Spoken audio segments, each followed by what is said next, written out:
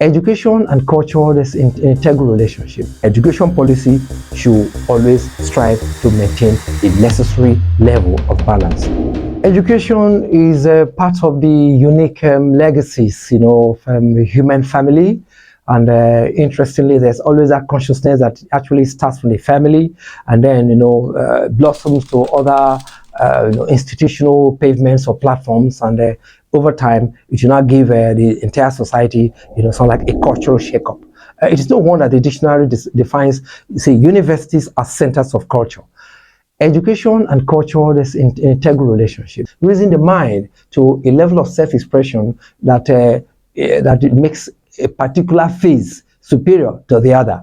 When you've not actually experienced that, gone through that process, there's always that feeling that, it's like I'm in paradise. So education policy, matters for the growth and development of the social system, nation or state, not least nation or state, because it is the blueprint that determines how human resource inputs could be better harnessed for the necessary change from one phase of self-definition to another. Development is, as Walter Rodney said it, is the ability to actually regulate the needs of the family, at a point or at a phase or at a cyclic level, that will always guarantee much better standard of living, much better self-expression and consciousness of the priorities that confront society, as a complex whole, as Tyler used to talk about it. Tyler, he said, society is, culture is a complex whole. Now, balanced education policies ensuring that the emphasis on science and technology, that includes, of course, ICT, because there's a subtle integration of ICT, corpus in the pool of science and technology. Science, technology, including information and communication technology, and last but certainly not least, the humanities. What I worry is that over time, right from the inception of the 6334 system of education, under the Ibrahim Babangida dictatorship, where a professor of medicine, Jibril Aminu, presided over the education, sector, the 6334 did shake up the secondary educational corpus, where we had class 1, 2, 3, 4, 5. That was simply the definitional corpus of secondary education. With the 6334 system, the emphasis was on technical prowess and acquisition of technical knowledge. So it was kind of segmented, junior secondary 1, junior secondary 2, junior secondary 3, and then transition to senior secondary 1, senior secondary 2, and senior secondary 3, with remarkable additives like vocational education, introductory technology, they used to call it Introtech. Those ones are kind of subtle derivatives of what used to be known as general science. Those days, general science taught in class 1 and class 2. Then when you got to class 3, it now became biology, chemistry, and physics. So, why the balance? Countries or societies in the Western Hemisphere, Europe and America and Israel, the Western Hemisphere, or as the Northern Hemisphere rather, in relation to the Southern Hemisphere, we have Africa and the Third World. Those societies are known for creating, balanced growth and development of those vital areas of study. So because there's always been a need for science and technology and ICT to have the necessary breakthrough in the development process and empowering the citizenry to give themselves a much better corpus of self-expression, it did not mean that they will push aside the humanities. The Industrial Revolution in Britain also produced Charles Dickens.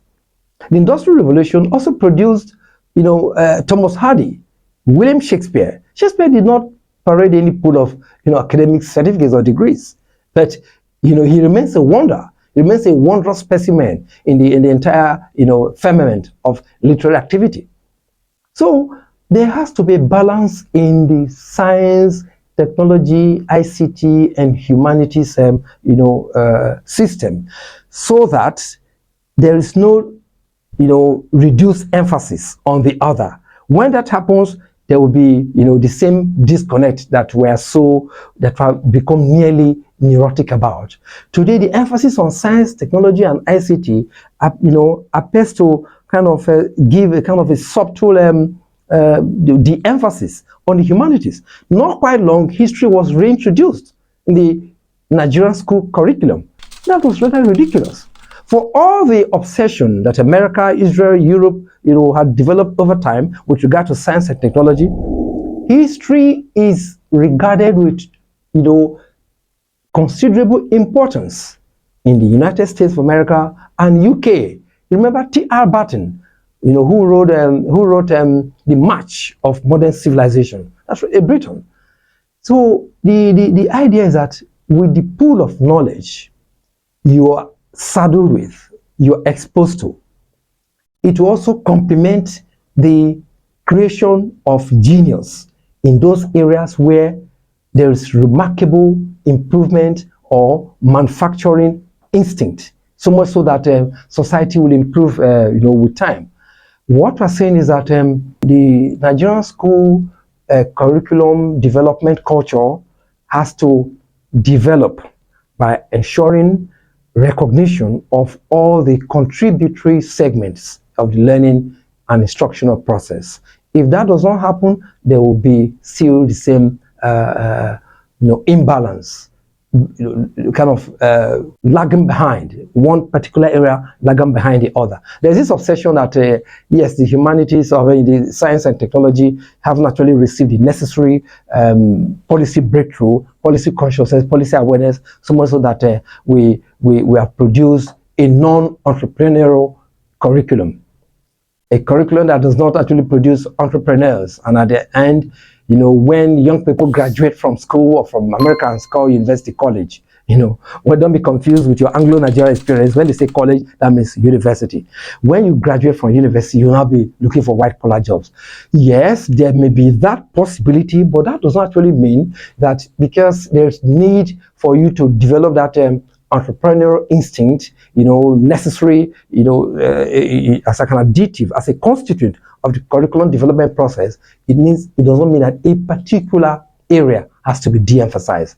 For development, for growth, for cultural change, cultural, transition process, and, kind of gathering all the human resource inputs to ensure that society does not lag behind, there has to be great emphasis, equal emphasis on the areas, so that at the end of the day, no one will, would lag behind. Israel, Israel is a wonder when it comes to the development of the scientific and technological, sense and awareness. But Israel also pays a lot of attention to history, to literature, to linguistic activity, and all sorts of things. They have to, grow pari passu. Look at a place like New York, where you have Linguistics Association of America. There's a lot of contributory impact on ICT within that citadel.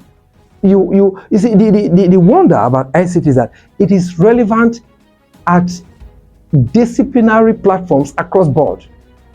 Can be used to develop, thought systems in the sciences, in the technological areas like engineering, and also returning to the social sciences and even the arts.